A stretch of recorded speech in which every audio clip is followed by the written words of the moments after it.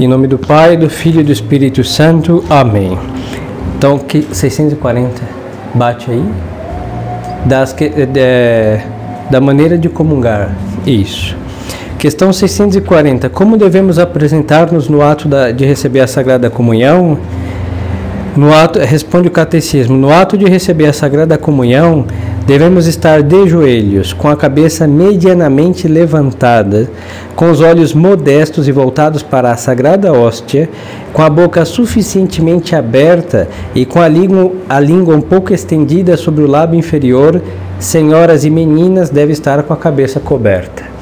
Então, vou explicar por que estas tão detalhadas recomendações. Primeiro, de joelhos, porque Deus...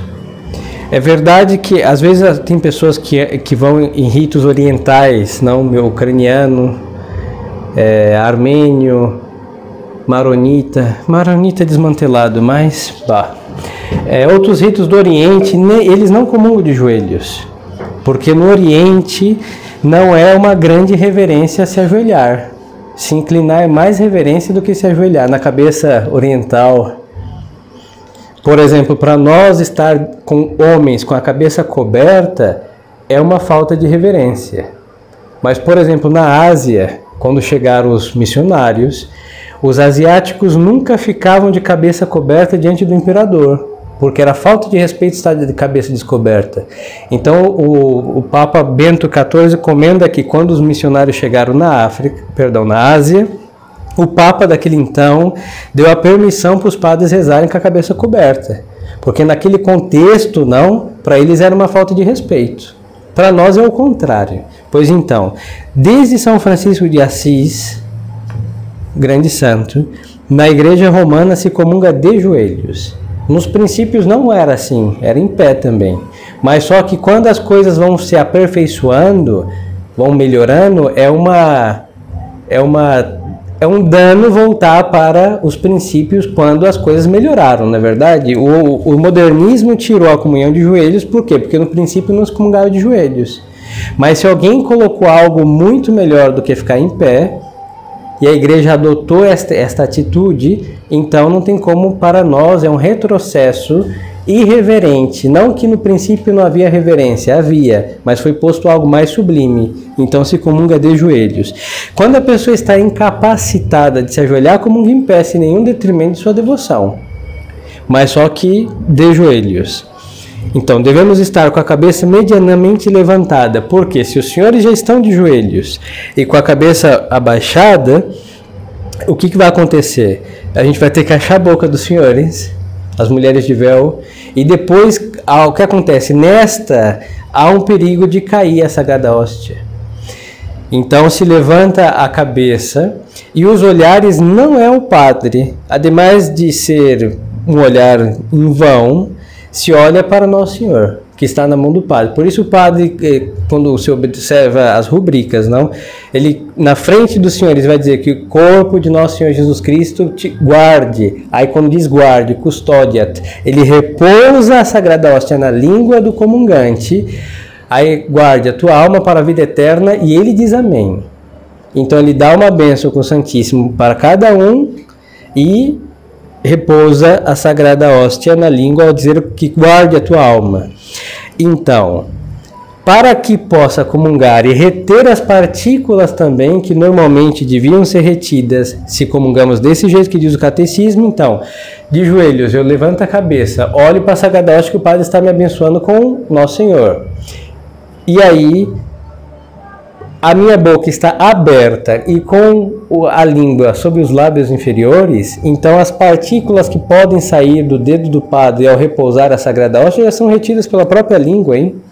Aquela bandejinha é só um cuidado a mais, mas se comungamos assim, se for cair partícula, cai na bandeja. Mas, deste modo, é suficiente para que isso não aconteça. E as senhoras e meninas devem estar com a cabeça coberta. Por quê? Porque estamos lá no Era Apostólica, São Paulo disse que as mulheres que rezam com a cabeça descoberta desonram a sua própria cabeça. porque a cabeça da mulher é um homem e a cabeça do homem é Cristo. Então, as mulheres devem levar esse sinal de sujeição aos anjos que estão presentes no culto. Então isso é sério, às vezes aqui não acontece isso, mas tem lugares que as mulheres não levam véu e ficam emprestando o véu para comungar. O véu não é para comungar, é para rezar em atos litúrgicos obrigatoriamente. E outras, quando rezam em casa, também usam, aí já é por devoção. Então é o seguinte, estas são nesta questão nós temos assim, como devemos nos apresentar. Então são elementos para a reverência ao Santíssimo Sacramento. Se faltar alguma dessas coisas, é uma comunhão deficiente no sentido externo da reverência que o Santíssimo exige. Questão 641. Como se deve segurar a toalha ou a patena da comunhão? A toalha ou a patena da comunhão deve se segurar de maneira que recolha a Sagrada Hóstia caso ela venha a cair. Até o Papa Pio XI existia um paninho exatamente como esse daqui, que chamava toalha de comunhão. Um dia nós vamos voltar a usá-la, porque ainda está vigente. O que acontece? Quando nós temos acólitos, isso é um milagre, os acólitos usam uma maior que normalmente cobre o genuflexório, né? Em realidade, a mesa de comunhão, quando estamos numa igreja. Então, um e o outro segura na ponta, e aí as pessoas deveriam chegar e colocar assim a mão embaixo. E desde o Papa Pio XI, ele acrescentou a bandeja de comunhão aqui, para os senhores verem o respeito ao Santíssimo.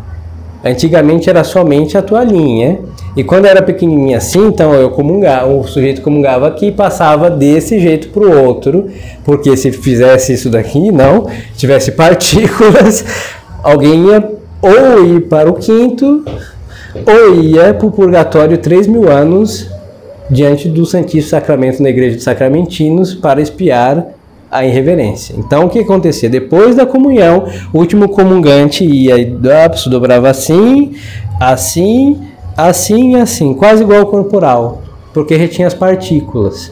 Aí depois, para usar novamente, se abria assim, assim, assim e assim. Se tivesse alguma partícula, ficava bem quietinha aqui.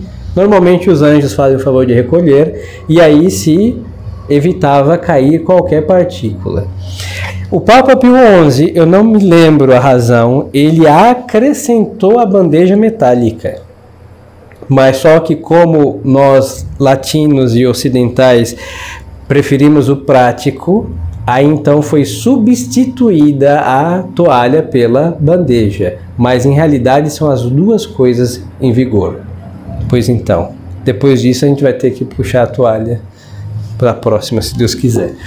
Então, por isso o catecismo nessa questão está falando dessa bendita toalha. Como deve segurar? De tal modo segurava assim, e então colocava embaixo do queixo, olhando, como já vimos na questão anterior, e depois passava para o outro que recebia desse jeito, colocava, comungava e passava, quando não temos acólito. E quando temos acólito, eles pichavam, ficava igual uma mesa de tecido propriamente dita, e o comungante só aproximava do seu queixo, aí porque cada um tem a sua estatura, e depois o acólito ia e dobrava direitinho e ficava já em cima da mesa da comunhão. Às vezes nós pensamos que aquela toalha é para enfeite. Não, aquela toalha é para receber o Santíssimo. Por isso, essa questão. Quando se deve engolir a Sagrada Hóstia? Devemos procurar engolir a Sagrada Hóstia o mais depressa possível e convém abster-se de cuspir por algum tempo, por razões óbvias, não?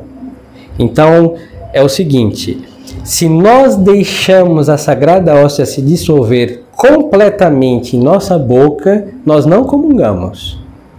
Por quê? Porque a comunhão é o quê? Quem come a minha carne e bebe meu sangue. A qualquer alimento, hein? Se nós deixássemos os alimentos dissolver em nossa boca, a saliva é o princípio já que vai digerir aquilo e corrompe aquilo.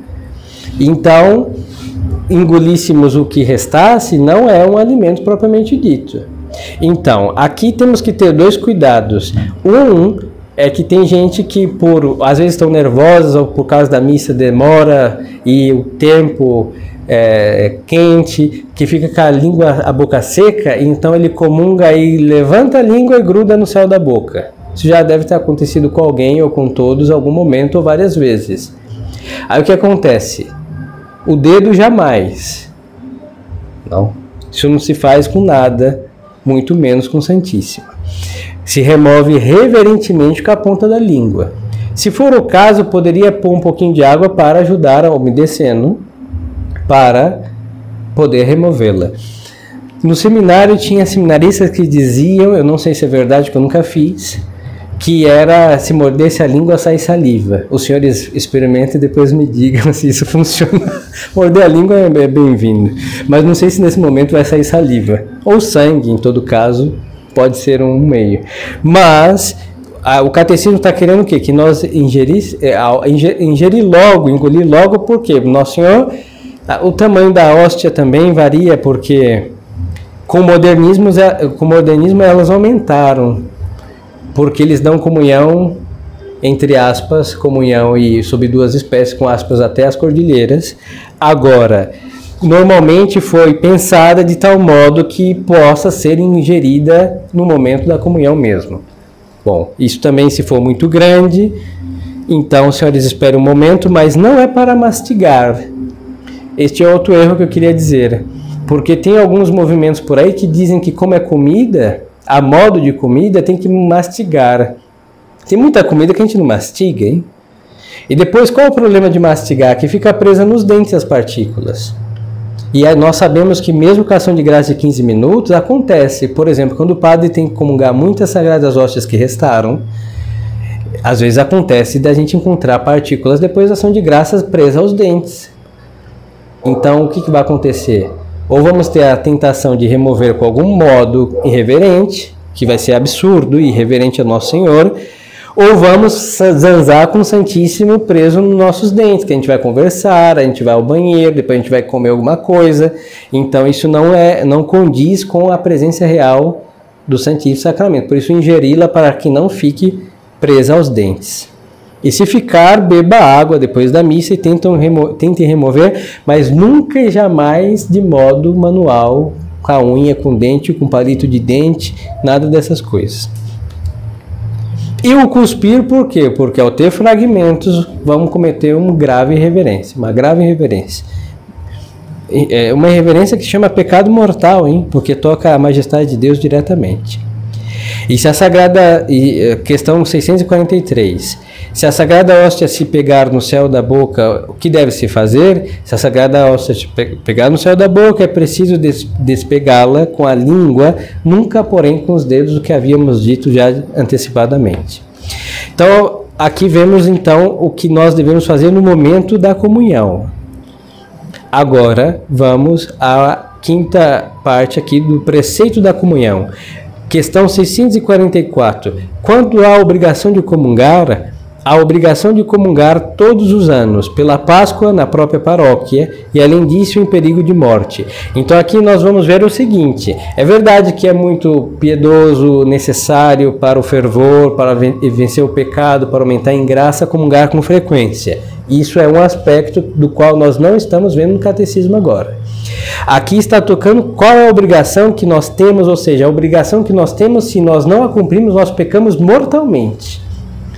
Então, quando é pecado, seria a pergunta, quando é pecado mortal, quando a comunhão briga abaixo do pecado mortal? Então, seria assim, na Páscoa, aí não é o dia da Páscoa, a comunhão pascal, que começa a quarta-feira de cinzas e termina lá na festa de São Pedro e São Paulo, nesse período pascal, e depois no perigo de morte. Por isso se tem o viático, que é a última comunhão que nós tentamos dar para a pessoa que está doente. Se chama viático porque é a última comunhão que se supõe que seja a última. Agora, aqui diz na própria paróquia. Por quê? Porque quando a igreja não estava em crise, todos os preceitos de confissão anual, que também é obrigatório nesse período, e a comunhão era feita na própria paróquia. Não se fazia em paróquias alheias, porque todos tinham o seu pastor, que é o bispo, então dentro da sua diocese, e o bispo repartia uma parte do seu rebanho e confiava um pároco. Então, Isso é o que deve voltar quando a igreja volte a triunfar. Mas nessa crise é o seguinte, nós não temos paróquias. E se nós formos tentar comungar nas nossas paróquias, com muita sorte vamos receber da vizinha uma sagrada hóstia que sabe Deus como foi consagrada e para quê e por quem. Então, na crise se levanta isso porque há um perigo de fé grave de se expor para cumprir a letra da lei, mas o espírito se mantém. Em que idade começa a obrigar o preceito da comunhão pascal? O preceito da comunhão pascal começa a obrigar na idade em que a criança é capaz de recebê-la com as devidas disposições. Aí é o que São Pio X insistiu quando veio com a comunhão das crianças. Restabeleceu esse costume. Quando a criança tem uso de razão, ela está obrigada a se confessar. Então tem crianças que não estão preparadas para a primeira comunhão por causa da falta de instrução, mas elas já se confessam. E se elas podem receber a absolvição, porque já tem uso de razão, então é a época de comungar. Os dois preceitos andam juntos. Quem é sujeito de absolvição, porque tem uso de razão, também é sujeito de receber a comunhão. Então tem que ter cuidado, porque às vezes nós vemos nos manuais antigos 7 anos, mas tem criança que às vezes com 5 anos tem uma maturidade moral muito alta e sabe discernir entre um pão comum e o corpo de Nosso Senhor. Então o catecismo não está dando idade aqui. A partir do momento que a criança é capaz de recebê-la com as devidas disposições, ou com conhecimento breve e certo, com a convicção da sua fé em exercício e saber discernir o pão comum do corpo de Nosso Senhor, já pode comungar. Pecam aqueles que têm idade para ser admitidos à comunhão e não comungam? Questão 646. Aqueles que têm idade para ser admitidos à comunhão e não comungam, ou porque não querem, ou porque não estão instruídos por sua própria culpa, pecam sem dúvida. Pecam igualmente os seus pais, ou a quem lhes faz às vezes, se o adiamento da comunhão se dá por sua culpa e hão de prestar por isso severas contas a Deus. Então, quando a pessoa é ignorante porque não quis ir ao catecismo, as crianças que não quiseram, e os pais, porque fazem as vontades dos filhos, não deram ou não levaram ao catecismo, e elas estão distantes da comunhão por própria culpa, é pecado. Isso é pecado mortal, hein? Isso é sério. Porque Nosso Senhor se dá na Santíssima Eucaristia para que nós o comunguemos. Ele não veio do céu para voltar, não, ele veio do céu e desceu no altar para do altar estar dentro das nossas almas pela recepção dos sacramentos. Então, assim, as crianças que não comungam porque os pais, elas são preguiçosas, os pais correspondem à preguiça e não dão catecismo e o tempo vai passando, e ela já tem uso de razão, isso é pecado. Aí esse pecado recai sobre a criança e sobre os responsáveis dela. Aí fala, o pai ou a mãe, os dois. Não, os dois, porque a criança não é responsável só do pai ou só da mãe. Os dois são responsáveis. Agora, se é uma criança que vive com a avó, com o vô e com tios, todos eles são responsáveis, todos eles também estão em pecado mortal por serem negligentes na instrução religiosa dessa criatura. E a criança também, porque já tem uso de razão e não quer fazer e não comunga porque está aí distante de Nosso Senhor porque ela quer ficar. Questão 647. É coisa boa e útil comungar frequentemente? Agora vamos ao outro aspecto. Vimos aqui a obrigação baixo o pecado de que temos que comungar, se não pecamos. Agora vamos ver a utilidade enquanto ao fervor e a devoção. Sim, é coisa ótima comungar frequentemente, até todos os dias, contanto que se faça com as devidas disposições. Então, assim, teve uma época na igreja que os padres, antes do jansenismo, já tinham afastado as pessoas da comunhão diária.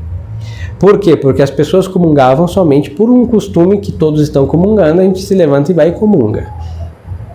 Então, o que aconteceu isso? A distância do Santíssimo Sacramento depois causou um rigor que chama jansenismo, que distanciou mais ainda as pessoas do Santíssimo, da comunhão frequente. E aí veio São Pio X, que veio restabelecer a comunhão frequente ou diária, inclusive, mas ele deixa claras as disposições. Por exemplo, não é comungar deve-se comungar diariamente quando é possível, mas as pessoas têm que se esforçar para vencer os pecados veniais. Não é assim, eu confessei, entro na fila da comunhão, comungo e está bem. Não, quem quer comungar todos os dias tem que ter um combate mais do que essa de deixar os pecados mortais no confessionário e vir comungar. Por quê? Porque a modo que está recebendo Nosso Senhor mais vezes, tem que levá-lo para o mais profundo da alma. Então, comungar em pecado mortal, nunca, jamais, porque isso é um sacrilégio. Agora, quem quer ter essa vida, quando é possível, hein, nessa crise, não é possível, infelizmente, mas quando for possível, se Deus assim o determinar, nós vamos poder comungar diariamente, mas não é só a mesma comunhão que nós fazemos uma vez por mês, tem que ser por uma razão mais, levar Nosso Senhor para o mais profundo da nossa alma e em cada comunhão buscar mais fervor. Com qual frequência que se deve comungar? Pode-se comungar tão frequentemente quanto permite o conselho de um confessor piedoso e douto. Então, por exemplo, tem pessoas muito virtuosas que por alguma razão pessoal, o seu confessor e diretor espiritual vai dizer, olha, você não vai comungar todos os dias. Pronto. Às vezes está cheia de escrúpulos, às vezes está, não sei, indisposta, mas quer comungar por comungar e vira uma obsessão de comungar por uma obsessão, não por uma devoção. 1000 razões existem. Então, o confessor diz que não e pronto. Agora, quando se comunga diariamente, nós nunca podemos comungar mais de uma vez por dia. Isso é o modernismo. Na tradição, quando se tem missa diária, se comunga uma só vez, porque a graça sacramental é a modo de uma, como nós podemos comparar, cuidado para não confundir as coisas.